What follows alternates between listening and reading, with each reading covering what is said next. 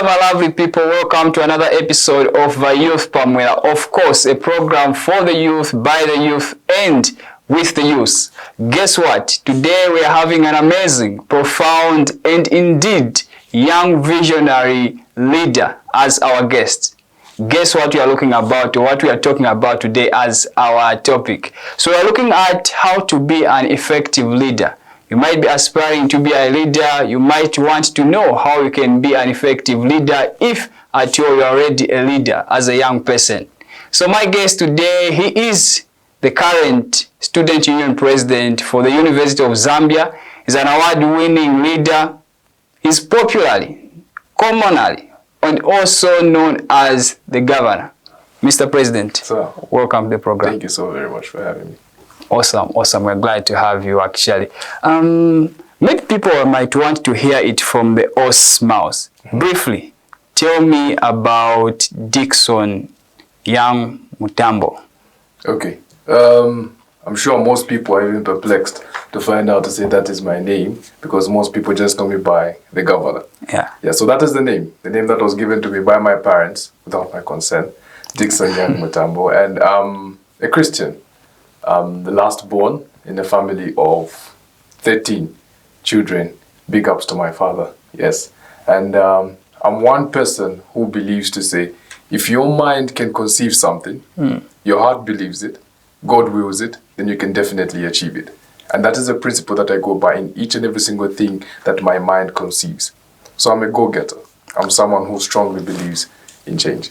Awesome. I'm curious to even ask, do you always speak with quotes before we go and dive in deeper into our topic of today? Yes. One thing about quotes that I learned, it's through Jesus Christ, right? Like I said, I'm a firm believer of Christianity. Jesus Christ taught in a parabolical sense. He never used to tell the truth there and then. He used to tell it in a hidden manner. He used to hide the truth. And the only time you can conceive the truth is when you're ready for it. That's the same thing with quotes. When I tell you a quote, you're not going to grasp what I mean there and then. Only when you sit down, ponder on it, that's when you're going to realize what that's supposed to mean. And mostly I get quotes from reading numerous number of books. Amazing. Yes. Amazing. Now, diving into our discussion, how to be an effective youth leader. You are the president for the largest institution in Zambia. Mostly, I don't want to go into debate. I don't want to go into debate. Yes, you're the president of the University of Zambia, and then we are looking at this topic at a very timed time when we're about to actually even commemorate this year's Youth Day, or next month rather. So people might also want to find out who is an effective leader and how can one be an effective youth leader? That's a very interesting question, because when you think about it, it's one thing being a leader, then it's another being an effective leader. It's one thing being in a position, it's another thing carrying out the obligated mandate that you have. So now, what happens in a situation where someone is calling themselves a leader, but they are not doing what a leader is supposed to do?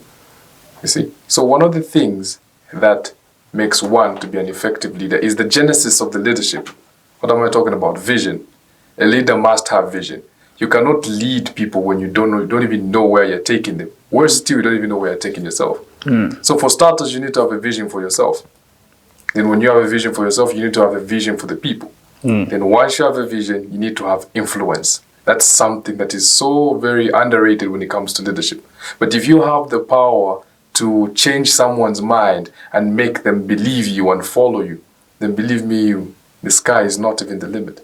So as a leader, as an effective leader, you need to have a powerful vision. So much so that it's going to influence another person to believe in what you believe. They're not even seeing it at that particular time. They're not even seeing it. But when you make them believe in it, and then they believe you to say, this person can actually do what he's saying he's doing, that is influence. And then when you have that influence now, we're talking about implementation. Statistically speaking, most marriages in Zambia end up in divorce. Not because people don't love each other whatsoever, but most people spend their time preparing for marriage, preparing for a wedding, I beg your pardon, than they do preparing for marriage itself. It's the same thing as leadership. So many people so they prepare so much for the campaign. They prepare so much in talking to people and visualizing this, that they plan so perfectly how they are going to become a leader, but they forget what they are going to do when they actually occupy that particular seat. So vision, very important. Vision, influence, and also having a good character. Definitely, that's how it is. And on your personal level, you are leading one of the largest and biggest university that we have in Zambia. Right. As a union president. I'd want to find out what inspired you to run for the union presidency. I consider it to be an unspoken, or should I say an unwritten sin, to go into a place, find the same thing, and then leave it the same way that you found it without bringing in any positive change, despite you having the ability to do that. When I heard about the University of Zambia, it was in 2015, when I was in my 8th grade, through my brothers, who were students at that time. So they used to come back, talk about accommodation being a problem, talk about this, that, and everything like that. And then they spoke highly of the University of Zambia. I mean, it's the University of Zambia. And then it inspired me so much that I want to go to the University of Zambia, and I want to bring about change. So when I sat down to think about running for president, I thought about change. Now, change is inevitable. You really can't control what time change is going to come, but you can control what sort of change you're going to bring about. You see? And change is uncomfortable, I tell you. Change is uncomfortable. I'll give an example of people that go to the gym, right? When they go to the gym, perhaps they might be slender, they might be overweight, and when they see themselves in the mirror, they want to change. But there's supposed to be some work that's supposed to be done. There's supposed to be some pain that's supposed to be underwent through. It's an uncomfortable process. But when you go through that uncomfortable process, when you look back, you're going to be glad that you went through that process. So the reason why mostly I contested for the position of president, the reason why I'm president now, is because I want to bring about change at the University of Zambia. One that I might not even benefit from, because I understand to say the only time a society, a community, or even a country can develop is when we have leaders who are willing to plant a seed, let the tree grow, and not even benefit from the shade of that tree. That is the vision, and that is the goal. Amazing, amazing. Now, earlier you spoke about you reading books and all that. Someone might want also to find out the importance of mentorship per se, as one who aspires to be an effective leader or one who wants to embed the characters of an effective leader. What's the importance of being mentored? I was actually looking through I was reading through your bio, and I've seen you were participating in different organizations, holding up roles, participating in different activities, being mentored by different people and all that. What's the importance of mentorship in leadership? It's very important. Very, very important. I don't think I can stress this as much as I'm supposed to, but it's important. Not that one cannot be a good leader, a great leader without mentorship, but if you're able to seek and find proper mentorship, then that is a plus for you. Myself, I think I've been mentored by Mwila Cressidi-Wanga, the founder and CEO of Be Relevant Africa. He has played a vital role in shaping the man that I am and the man that I'm becoming. Why? Because he has seen something in myself, you see. Now, funny how I got to interact with this particular person that I've mentioned. When I first came across him, there were a lot of people flooding and trying to take pictures with him, trying to get his attention and this, that. And it was at a debate. Yeah. And I was doing public debate even in secondary school. And this was in 2021 when I just came to the University of Zambia. And then I saw him, and then I told myself to say, the only time that I'm going to get this man's attention is by portraying my ability to speak in front of an audience, of which I did. And then afterwards, he was the one that approached me, you see. So what I'm trying to communicate is that you need first to add value to yourself, and then more success is going to come to you. You really can't go to a person to say, I want mentorship when you have nothing to show for. Even the people that mentor young people, they have to see potential in that particular young person. To say, this is someone that can actually change and add development to our country. So it starts with yourself. You need to mentor yourself before someone else can come and mentor you. Let's try and fix our houses first, and before we seek aid and help from different places as well. So it's very important to have a mentor. but you need to mentor yourself first. Great, great. You have really stressed the importance of mentorship in leadership. Now, you on a personal level, of course, during the time you were actually campaigning to be the president for student union at UNZA, I've seen if someone goes on TikTok, they might actually not score even 15 videos during that time of campaigns, that even actually seeing one of your clips and all that. I believe you use a lot of social media. Now my question is on social media. What's the importance of social media? How does it play a role in one's leadership journey?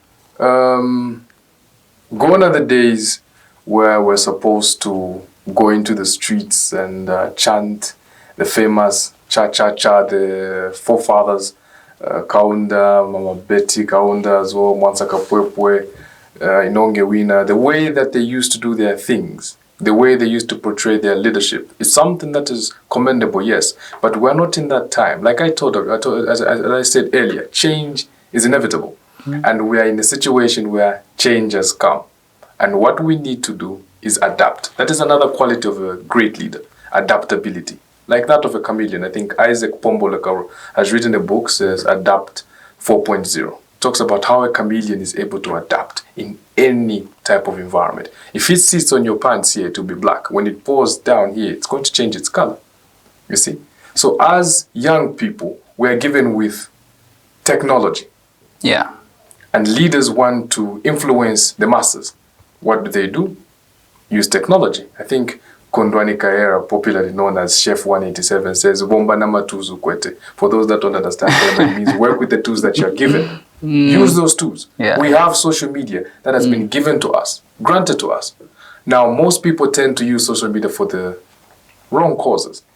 When we have people in parliament like Binwa Mpundu, Christopher Kangombe, actually advocating for parliament to pass a law to ensure that social media content creators start receiving a certain amount of money because of the content that they're displaying to the public.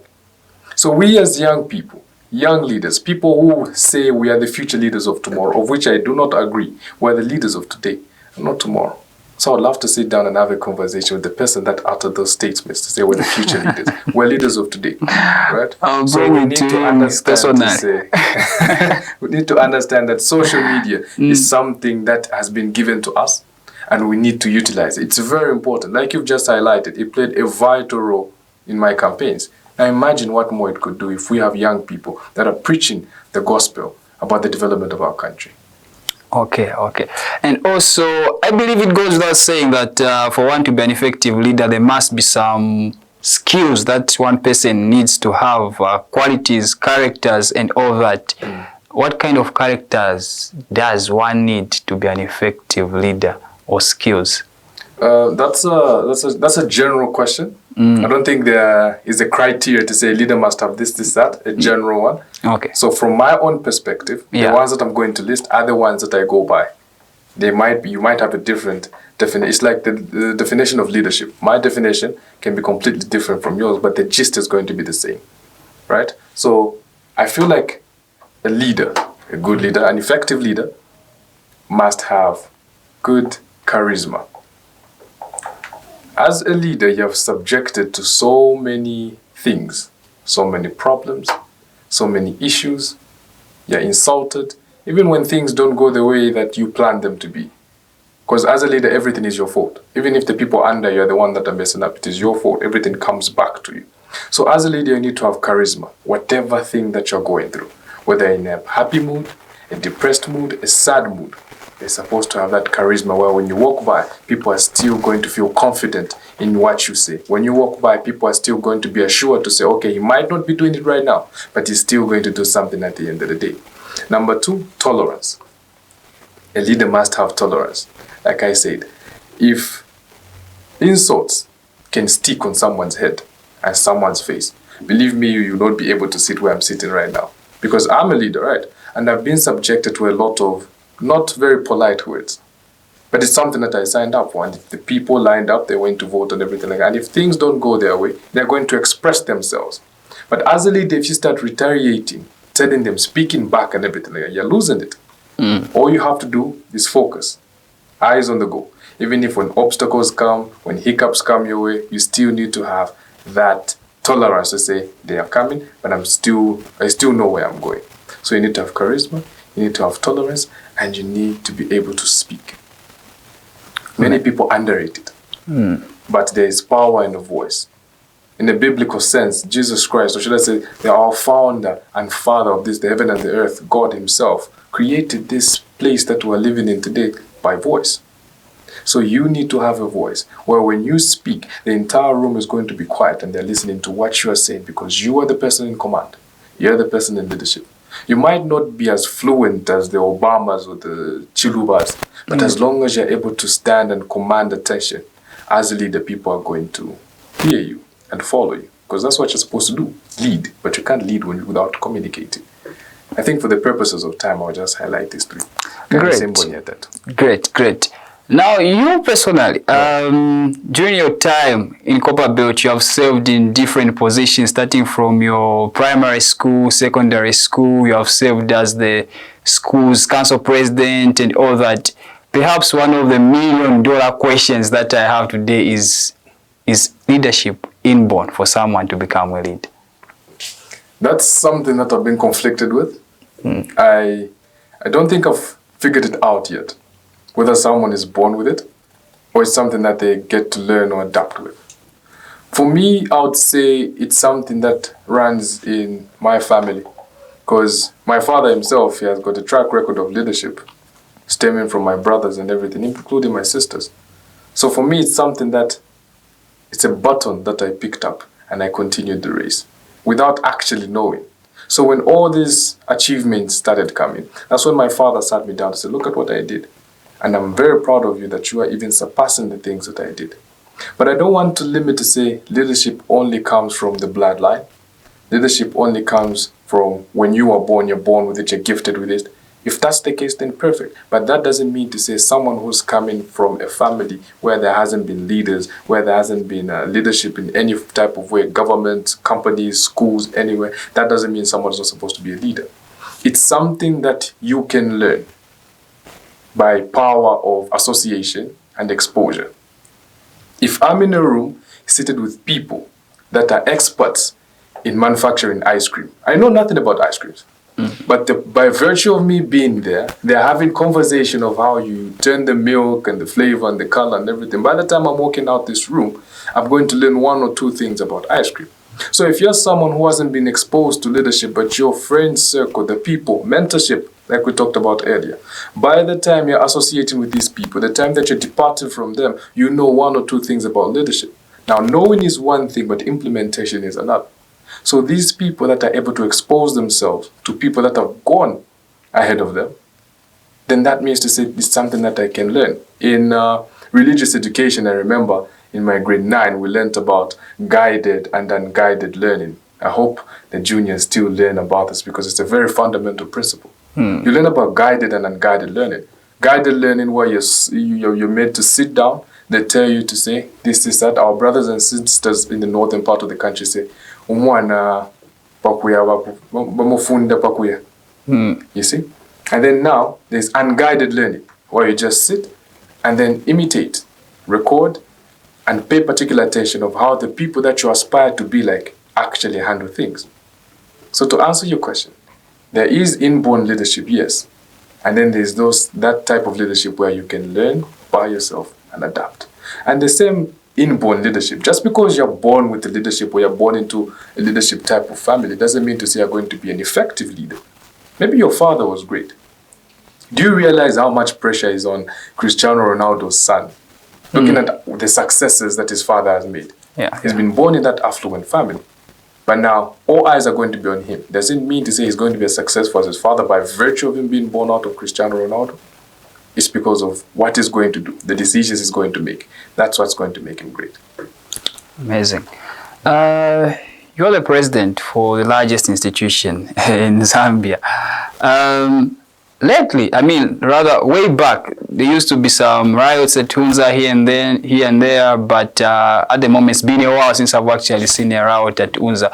Perhaps one of the questions also that someone might want to find out is how are you managing to engage with students of such capacity, leading thousands of students, of young people? How do one engage his followers? How do one engage the people he's leading the way you are engaging yourself? It's not an easy task, I must tell you, because you're interacting with people from different grassroots levels of society. You have sons belonging to ministers, daughters of ministers, and other profiled positions. You have people coming all the way from Itezi, people from Dundumwezi, people from Shangomo, who have never even seen electricity before in those places. So now the way that you interact with a certain type of group is different from the way that you interact with the other type of group. Now, we are all one. When you come to the University of Zambia, if you're a male student, we call you a monk. We don't say you're a rich monk. We don't say you're a monk from the Copper Belt, a monk from Lusaka. You are a monk at the University of Zambia. Same applies with females who we call momas. So we put them together as one. Now, the students are not difficult beings. They just want to be heard, made sure that the voices that they're amplifying are heard to the right channels, and the response is given, be it positive, sometimes even negative. Now, the only problem comes in when the students are voicing out their worries, their needs, and then the people, the body, or the organization, or the government itself, which we are targeting our cries to, decides to turn a deaf ear. Now we say the way that we're crying is not loud enough. I think let's accelerate it a little bit. Nobody likes rioting, because at the end of the day, it's the school itself that gets deteriorated. The school might close down and then we're just delaying our progress. So nobody likes that. So what do we do and how do we ensure that the students are in the best behavior possible? It's through engagement. We engage on both ends. That is the job of the UNZASU, to represent the students, to be and act as middlemen between management, not only management, government, and other corporate entities, right? And then we communicate and we advocate for what the student wants. When the student wants increment in meal allowance, what are we going to do? We're going knocking on the minister's door to say the students want this. This is their justification for wanting this. It's not that they're woken up one day and decided to want this. No. This is their justified reasons why they're crying for this. And we're going to talk to the minister, dialogue with the minister, speak English with the minister. And then when he gives us his reason, this is that our job is to make sure that what the student wants, the student gets. The positive ones, that is, not the negative ones. Yes. Great. So for now, we'll turn to a break, but catch us shortly as we dive in deeper into how to be an effective youth leader on Youth Pamwela. Hello, my youth. This is Fungai Grace Meki on Millennium TV. Catch us every Saturday on Youth Pamwela, where we discuss matters regarding the nation, matters that concern us, matters that allow us to have more insight on our country and different kinds of things. It will help you. It has helped me. I'm a very strong beneficiary. Catch us and let us learn more about our country.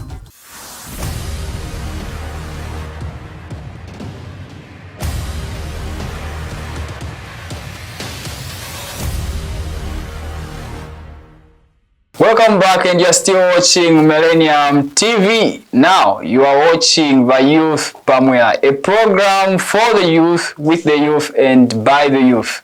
And my guest is Dickson Mutambo, who is the president of the University of Zambia Student Union. The topic that we are discussing is how to be an effective youth leader.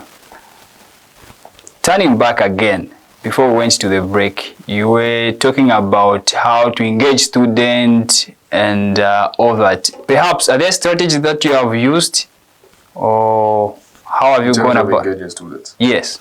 We listen to the students, we communicate, and then we communicate back to the response that has been given. If it's not favorable, the students decide to express themselves, we're going to express ourselves together with the students, because at the end of the day, I'm a student as well. So whatever the students are advocating for, it's also in my best interest, right? So not only am I wearing this jacket of presidentship and unionism, but I'm also a student. So when the students speak, I'm one of the students that is speaking. So when I state and sit here and express myself or speak to the government or speak to the president and tell him to say, this is the governor speaking, over 30,000 people are the ones that are speaking. I might as well change it to say, this is UNZA speaking. I love that. Oh yes. So how to be an effective youth leader, and also leadership in particular, and those who are aspiring to be leaders. One might want to ask, is there an importance of having young leaders? Can they contribute to national development? Or how can they contribute? 100%. 100%. You see, our country is a blessed country.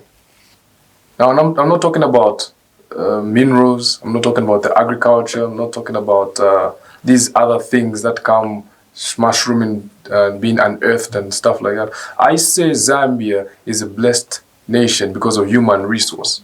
And 70%, according to statistics, of that particular human resource are young people who have got brilliant ideas, massive ideas, good engagement, good morale, good energy. If we go down to memory lane and history, you will concur with me when I say our founding father, Kenneth David Kaunda, together with his peers who fought for our country so that we can stand and sing for Zambia proud and free today, started advocating for our independence in their 20s. That's been a youth. That's been a young person. Nelson Mandela, during the fight against apartheid, was a young person. The most influential person in the world, Jesus Christ, started his ministry as a youth, a young person. That just goes to show that we, the young people, we have the reliability, the dependability, and most importantly, the capability to actually catapult this country to greater heights. Now, what we need is massive involvement, both from the government and from the youth themselves. Now, I'm particularly concerned about the youth because we young people, most of the times are afraid of politics. Why? Because of the dirt and the name and the description that it comes with. To say you need money for you to be in politics. It's a fundamental tool. You need, some even go as far as saying you need to be spiritually protected for you to indulge yourself into politics and everything. And that scares off young people. But now, my concern is that when you as young people decide to stay back and let our fathers, mothers, aunties, grandfathers, grandparents run the country, why let the minority run the country when we, the majority, are just sitting there without representation? Now, I'm not saying we should forsake our fathers, our mothers, our aunties, and whatsoever. What we're saying is that young people are like shooting stars, very beautiful. But we need those stars that we can rely on. Just like the people that used to use the sea and the ocean to travel, they used to use stars as map and guidance. We need those stars. And by that, I mean older people that have got experience, a fundamental tool. But young people will add more beauty, more resilience, and more vibe to our country's development. More vibe to our country's development. And I quote. Oh yes, let me deviate a bit from leadership. I mean, this year's National Youth Day theme is Voices Amplified, Right. and Innovation Ignited. What's your take on that? Voices Amplified. Before I talk to Voices Amplified, I'm talking about Innovations Ignited, right? Yeah. We cannot comprehend how powerful an idea is. The clothes that you're wearing, and you're looking absolutely amazing, by the way. Thank you. Well, once upon a time, an idea in a designer's head. The furniture that was seated on, the cameras that are recording this, the devices that you people out there that are using to actually listen and watch this, were once upon a time an idea in someone's mind. So what makes and what differentiates people, or should I say great people from mere people, is the ability to convert that idea into a reality.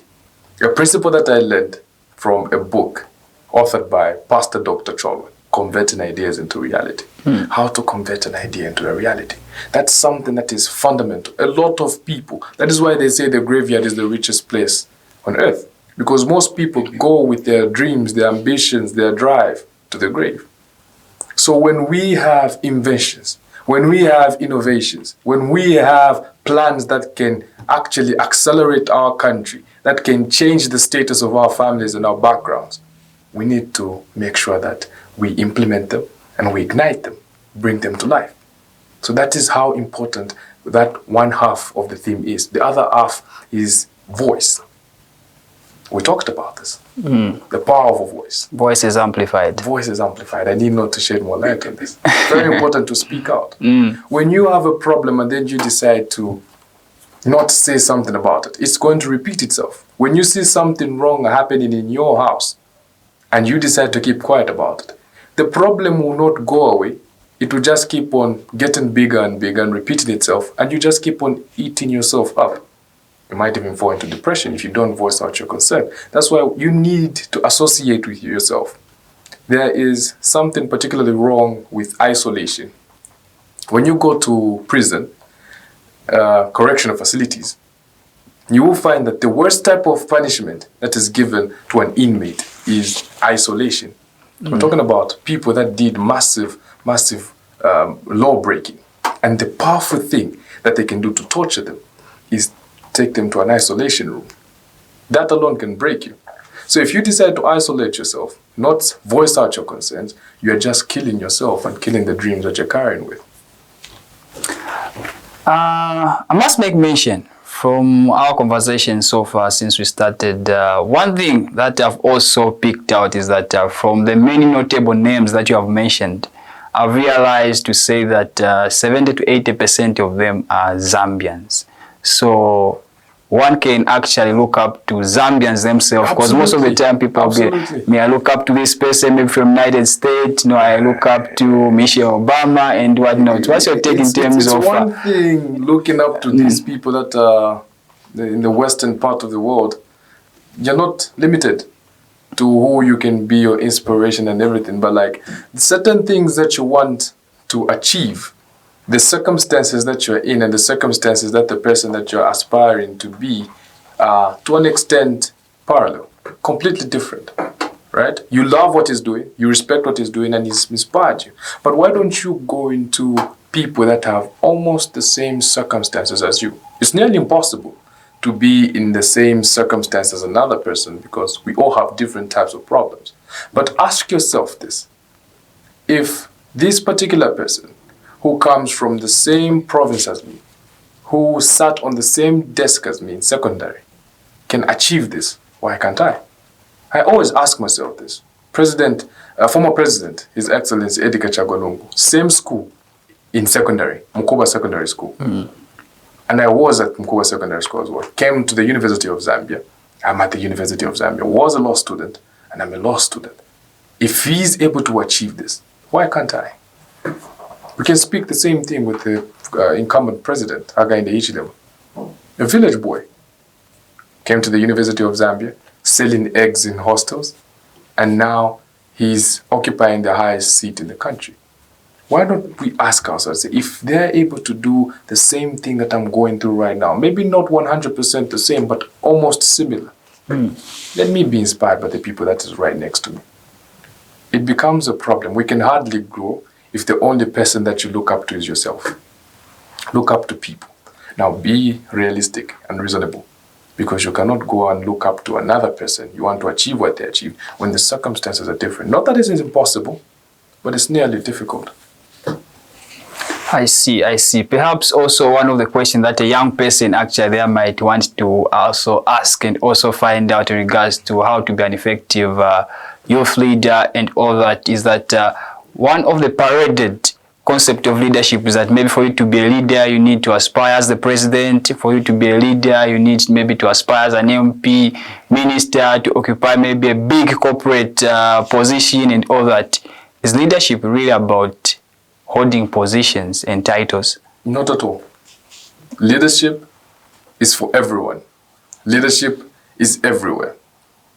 This company, this broadcasting channel, Millennium TV itself, it has leadership. Our family, where we're coming from, there is leadership there. The schools that we go to, there's leadership in everything. Even in friend groups, there's leadership. We might not realize that he's the leader of the friend group. But when, like I said, vision, influence, and implementation. Amongst our friend group, there's always that particular person say, okay, guys, let's do this. Let's do this. And we just find ourselves following that particular person. Why? Because it's leadership. So leadership doesn't necessarily mean you're supposed to go out and campaign and announce yourself to the world to say, I'm a leader. No, it's about your characteristics. And it's for everyone. Once we infiltrate our minds with that ideology to say leadership is for people that are in politics, in government, in corporate entities, then we're limiting ourselves as a country. We're limiting ourselves as a people. Leadership is for everyone. Even you, my good sir, you're a leader. Amazing, amazing, amazing. Let me take you back to your territory now. In terms of you occupying the presidency of the Student Union for UNZA, what are some of the initiatives that you have come up with and programs that are improving the welfare of the students at UNZA?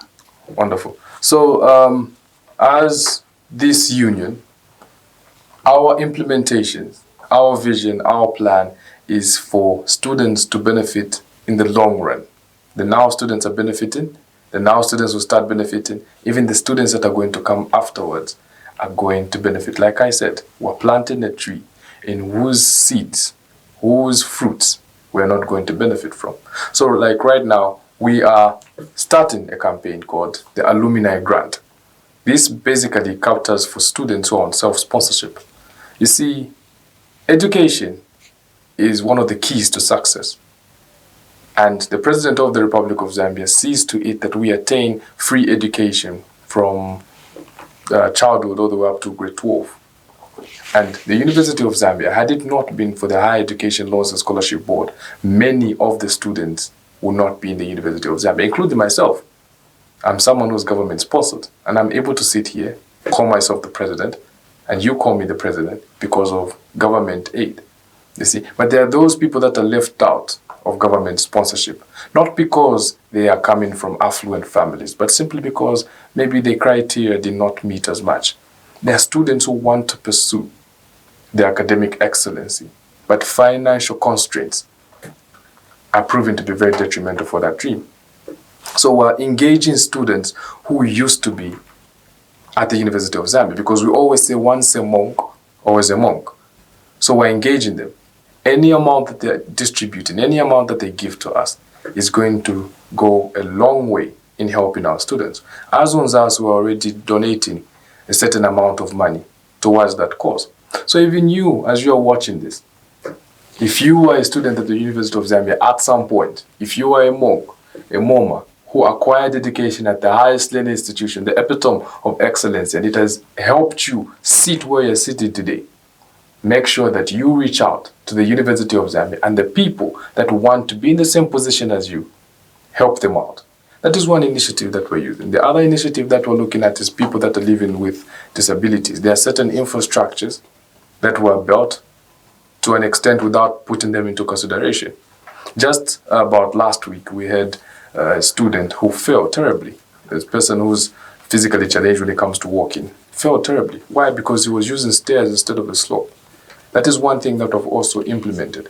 And then the fundamental thing, all our time, all our resources, all our energy is going towards the completion of the uncompleted buildings, the stored hostels that have been in existence for over, some of them, like the one that was started by the Ministry of Youth and Sport. It started over 15 years ago.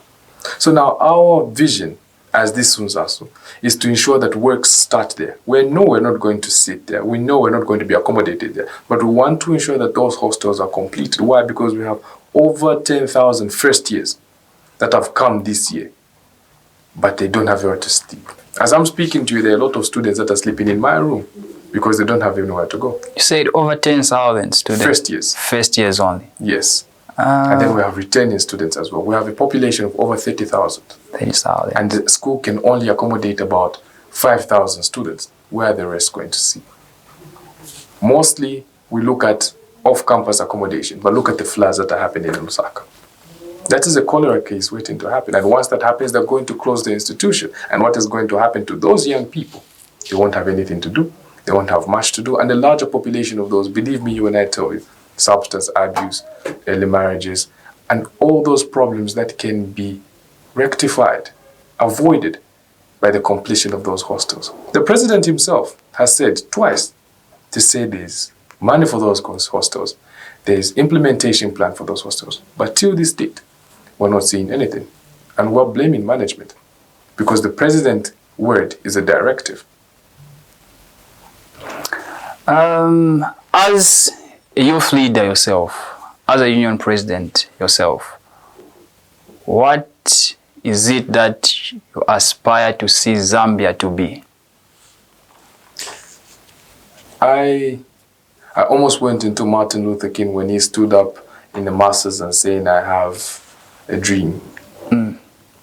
Personally, I have a vision where this country, for starters, is going to be debt-free.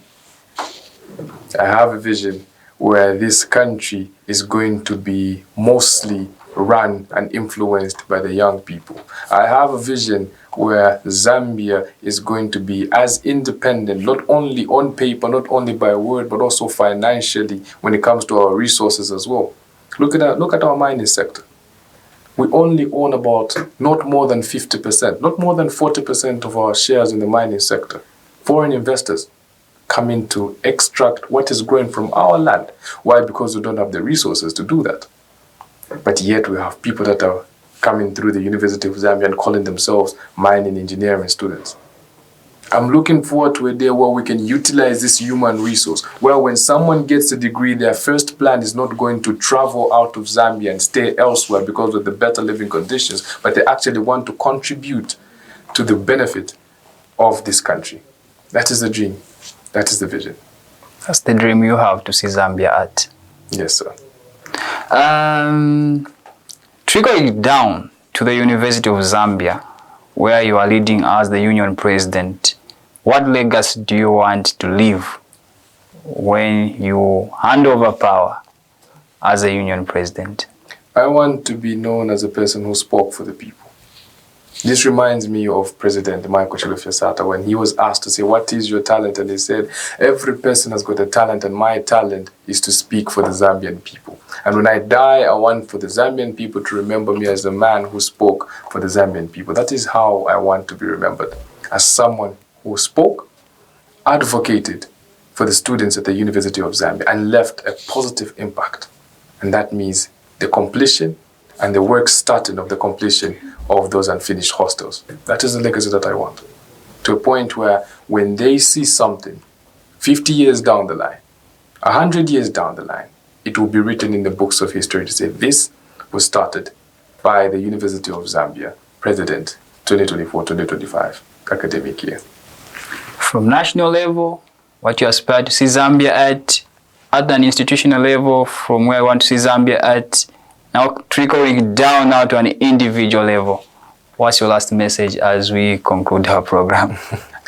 Ladies and gentlemen, countrymen and women, this is the governor speaking, and I'm appearing before your screen for one particular reason: to tell you that as long as young people exist in our country, as long as young people occupy majority of the Zambian population, this country is in safe hands. But that can only happen when you stand up, when you ignite the visions that you have, when you speak out of the wrongs that you're doing. That is the only time that thing can happen. I personally see myself as someone who's going to be influential in our country today, contributing to this country's success and this country's development. The old saying that says, the best time to become a leader was 1,000,000 years ago. The next best time is now. The governor has spoken. Simboni Atatu. Well, we have come to the end of our show. Now, as the wise man once said, everything rises and falls on leadership. We have come to the end of our program by Youth Pamwela episode here on Saturday at Millennium TV, and we definitely always mean business. My guest on the show today was none other than the current president for the Student Union at the University of Zambia, Dickson Young Mutambo, who is an award-winning youth leader, and our topic of discussion was how to be an effective youth leader. My name is Nyambe, and on behalf of my production crew, we say bye-bye. See you next time.